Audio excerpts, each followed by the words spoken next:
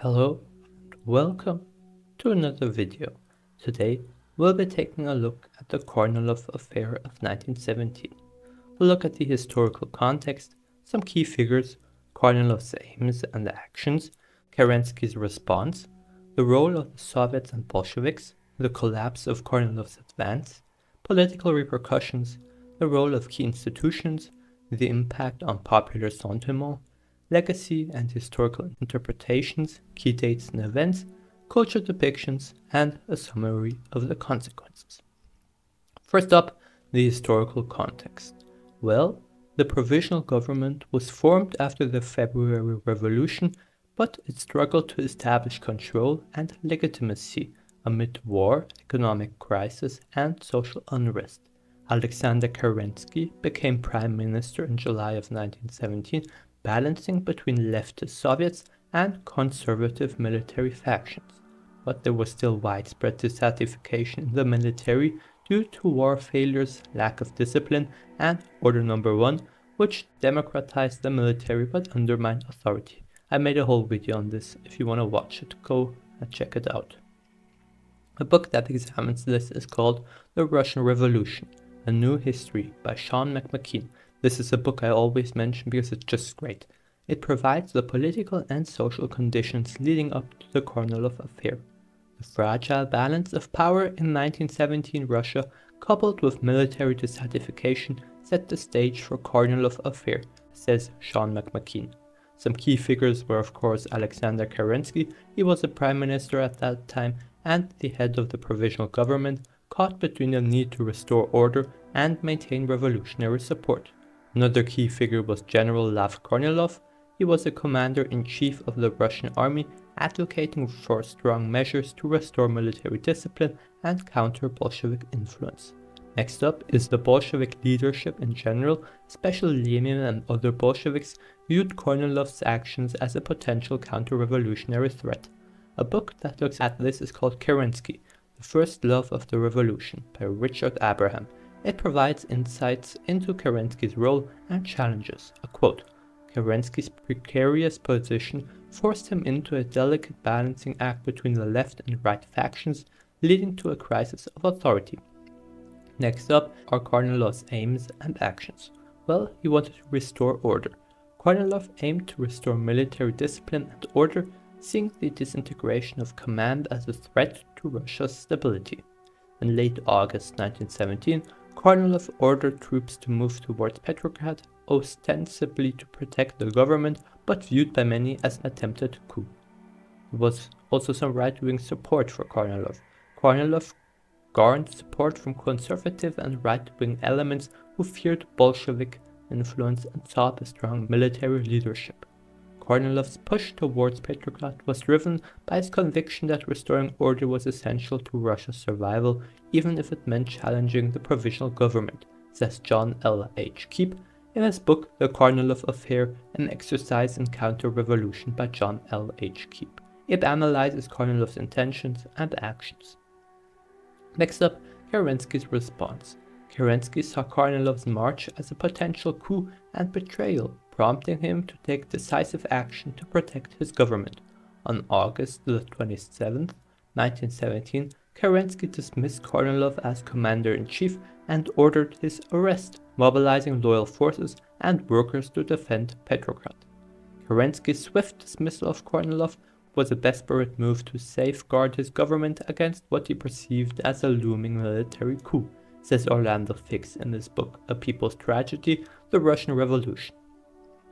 Next up, the role of the Soviets and Bolsheviks. Well, the Petrograd Soviet, along with Bolshevik forces, played a key role in organizing the defense of the city against Kornilov's troops. The Bolsheviks gained credibility by opposing Kornilov, positioning themselves as defenders of the revolution and furthering their influence. The collapse of Kornilov's advance. Kornilov's troops, many of whom were influenced by revolutionary propaganda, began to desert, and his advance faltered. Kornilov's forces failed to take Petrograd, leading to the collapse of his campaign and his subsequent arrest on September the 1st of 1917. The Russian Revolution by Richard Pipes discusses the breakdown of Kornilov's campaign and its consequences. A quote, Kornilov's failure to galvanize his troops and the effective opposition from the Soviets led to the swift disintegration of his advance, says Richard Pipes. The political repercussions. Well, the affair exposed the fragility of Kerensky's government and eroded its authority as it lost the trust of both the left and the right. The Bolsheviks capitalized on the crisis, gaining increased support and momentum, which contributed to their eventual October Revolution. The role of key institutions.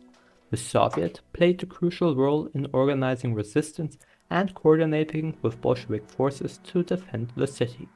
Various military units influenced by revolutionary sentiments and Soviet propaganda defected or refused to support Kornilov's advance. The Petrograd workers and the fall of the old regime, from the February Revolution to the July days. This is a book by David Mandel, and he examines the role of Soviet institutions. He states that the Petrograd Soviets' coordination and propaganda efforts were instrumental in turning the tide against Kornilov's march. Next up, impact on popular sentiment. The affair further disillusioned the public with the provisional government, reinforcing perceptions of its weakness and inability to control the situation. For many revolutionaries, Kornilov's attempt reinforced the need for a complete overthrow of the existing power structures. The Kornilov Affair fueled public disillusionment with the provisional government and served as a rallying cry for revolutionaries, says Sean McKean in his book The Russian Revolution, A New History. He also examines the impact on public opinion and revolutionary fervor, legacy, and historical interpretation. Well, it was kind of a prelude to the October Revolution. The Kornilov Affair is often seen as a critical prelude to the October Revolution, highlighting the deepening crisis and the shifting balance of power. Historians debate whether Kornilov's actions were a genuine coup attempt or a misunderstood effort to restore order. The Kornilov Affair stands as a crucial turning point that underscored the imminent collapse of the provisional government and the inevitability of radical change. Key dates and events. Well, first up is August 25th of 1917. Kornilov orders troops to advance towards Petrograd. August 27th, 1917.